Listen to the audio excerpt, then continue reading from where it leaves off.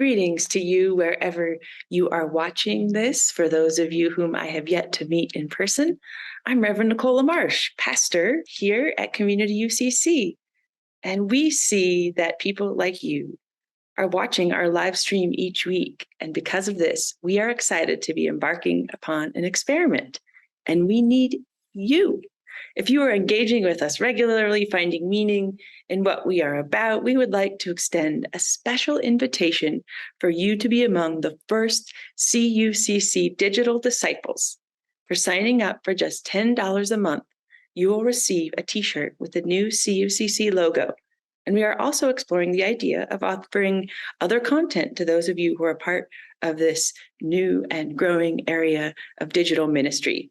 Sign up to support us in this new way at cuccboulder.org/support by clicking on the yellow donate tab and noting you are a digital disciple in the instructions. Or as always, we welcome an old-fashioned check mailed to us at CUCC, P.O. Box 3646, Boulder, Colorado 80307. Thank you for being and building beloved community with us, and thank you for your gift, whatever it might be. Good morning again on the 23rd Sunday after Pentecost in our expression of the Christian tradition and what is for us and many in the United Church of Christ, Stewardship Sunday. So thank you for being here and for allowing space for each of us to come with whatever we are holding and to manifest in all kinds of different ways. What a gift to be a part of a community like this. So thank you for joining me now in a time of deeper breathing, letting ourselves arrive a bit more fully to hear whatever word God has for us this day. Gracious God, may the words of my mouth and the meditations of all our hearts be acceptable in your sight, our rock and our Redeemer. Amen. What difference would it make if this place, this site, were to become something else, like a park or cute condos? Would the neighborhood notice? And would Boulder County notice if we were gone? Or would it even matter in the scheme of time if we no longer existed as a church? What difference does this church make for real, and why bother with church in general? In a period where lots of people seem less patient and angrier in our society in general, why bother to keep coming to a place that is about compassion and having a conscience, regardless of what others are doing? Why keep giving our gifts of time and money here, knowing our returns won't be in the way of dividends for retirement? In a culture that tells us that what matters is beautiful things, why put our lives in the hands of a teacher who spends his time with the ones the world casts aside and tells us to forgive and give enough away so that everyone has enough? Why bother with this complicated thing called church? It was a question posed to me, not quite like that, but sort of in that way at a party recently by a mom of a friend of our kid. She had no idea what a church does or what the people who show up on Sunday do inside. What is church, and why have your kid be a part of it? And basically, without saying it like that, she was asking me, why church? It reminded me how countercultural we are, those of us who are still a part of religious community. And in many parts of American life, people really don't have an idea of what we do here. And I tried, and I've still been pondering how to answer her question succinctly in just a few sentences, at least. Why church?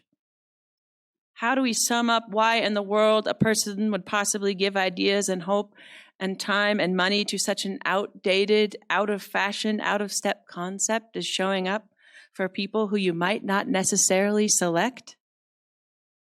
Why bother with this, even now? It just sounds too hard. And clearly, for many, it is. Some of you know that I grew up in the church and I am a lifelong member of the United Church of Christ. I have seen both what is incredible about church and what is heartbreaking. And I am guessing that over the next decade, the churches that are unhealthy and exclusive or really don't matter to neighborhoods, they will die.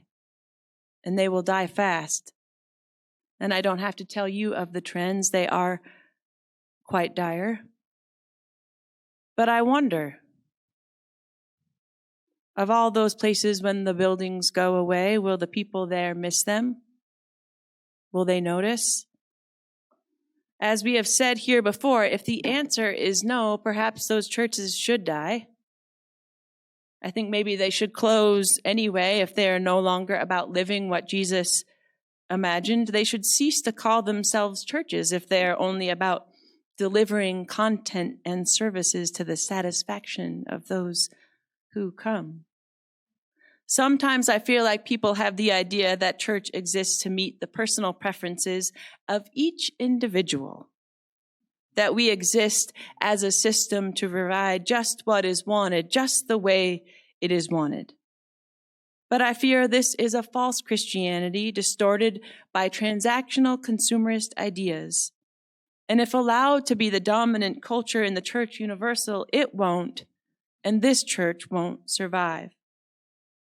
But the churches who dare to be not a delivery system of inspiration and certainty or comfort, but rather places of radical welcome and powerful prayer and prophetic collective action, the churches who have the courage to do this, the places and people who, in the words of Rachel Held Evans, are the church God saying, I'm throwing a banquet and all these mismatched, messed up people are invited. I think we should fight like hell to keep communities like those, churches like ours. To me, the church is precious and important, and the stakes are very high. And if you know me well, sometimes I take it too seriously. Because to me, it is literally an invitation to be a part of and to experience what God imagines. We don't have good words, so we call it heaven here on earth. And I think it means we literally create pockets of heaven for one another with our rituals, with our caring, with our showing up for one another. And also beyond this place, we bring heaven to the hells of the world, which is why we are supporting the Almas family who fled Afghanistan and is making their way here in Boulder. It is why we invested so much time and love updating our open and affirming statement. And we heard last week at our Explore class that statements like that literally save lives. It is why we care for the homeless each week and stuff hot socks before Christmas and collect water bottles. It is why we visit our shut-ins and pray for those who are sick, and why we're a part of reducing gun violence to continue to grow the movement to chop up unwanted firearms. We grow a garden where all the food is given away. All of this, to me, answers that question, why church?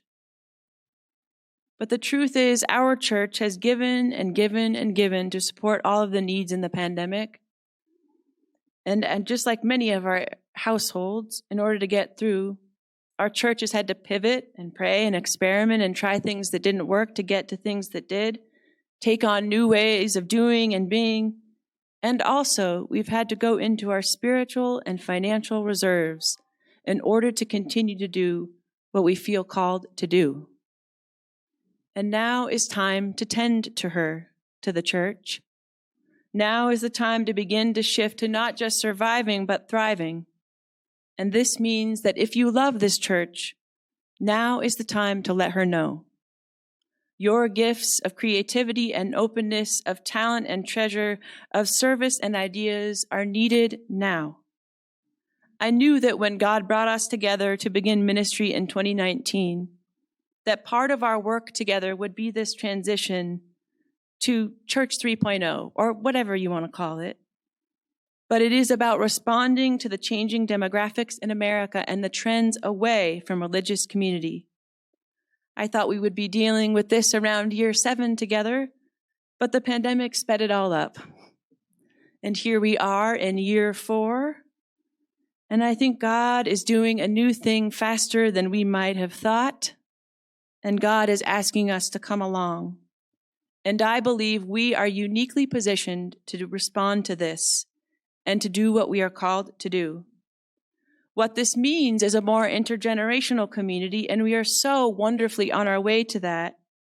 And what this means is more smaller ways to connect so people have a place to belong even as we evolve.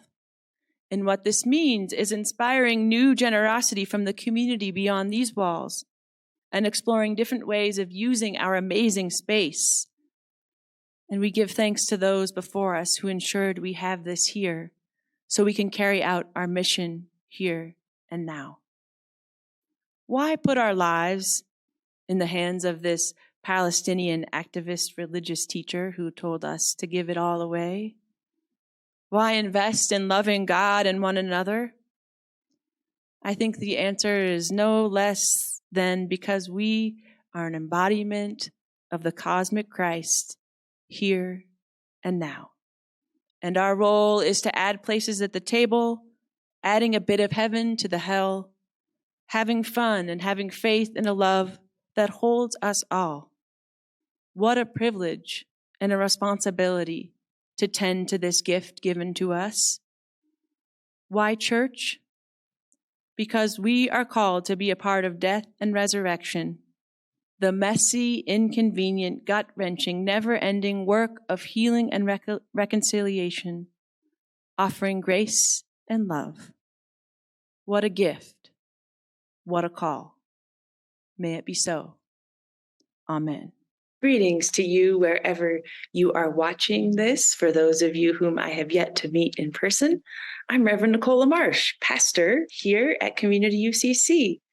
And we see that people like you are watching our live stream each week. And because of this, we are excited to be embarking upon an experiment. And we need you. If you are engaging with us regularly, finding meaning in what we are about, we would like to extend a special invitation for you to be among the first CUCC digital disciples. For signing up for just $10 a month, you will receive a t-shirt with the new CUCC logo. And we are also exploring the idea of offering other content to those of you who are part of this new and growing area of digital ministry. Sign up to support us in this new way at cuccboulder.org/support by clicking on the yellow donate tab and noting you are a digital disciple in the instructions. Or as always, we welcome an old-fashioned check mailed to us at CUCC, P.O. Box 3646, Boulder, Colorado 80307. Thank you for being and building beloved community with us, and thank you for your gift, whatever it might be.